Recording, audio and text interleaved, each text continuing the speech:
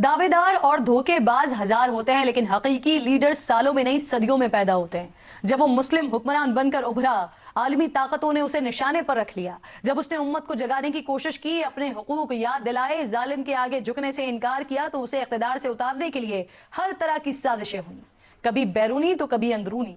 मगर लीडर वही है जो हक बात कहकर उस पर डट जाए, चाहे उसके बदले उसे अपनी जान ही क्यों ना गंवानी पड़ जाए। और कुछ ऐसा ही हुआ। पैसों और इख्तिदार की लालच में चंद मफाद परस्त आलमी ताकतों की गुलामी कबूल करके गद्दारी के मुर्तकिब हुए।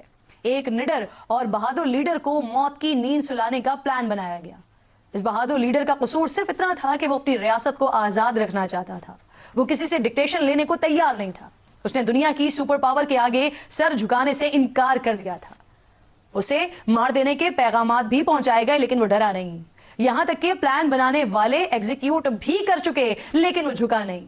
वो रियासत और अपने खिलाफ होने वाली बैरूनी चालों को नाकाम बनाता रहा, अपनी कौम को जगाता रहा और गुलामी किसी सूरत भी कबूल न करने का ऐलान सरेआम करता रहा। रफ्ता रफ्ता उसका नारा अवाम में मकबूल होता चला गया। देखते ही देखते उसकी हिम्मत और जुर्रत की कहानियां सारे जमाने में गूंजने लगी। शायद वो इससे पहले कभी इतना मकबूल नहीं था जितना दुश्मन की साजिश और अंदरूनी गद्दारी ने उसे कर दिया था। हाँ, उसकी तर्ज हुकूमत में कुछ खामियां जरूर हो सकती हैं, लेकिन उसकी बहादुरी ने उसे औरों में मुमताज कर दिया था।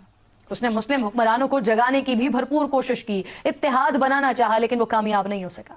बदकिस्मती से बैरूनी दुश्मनों के सामने डट कर खड़ा होने वाला अपने करीबी साथियों के हाथों धोखा खा गया।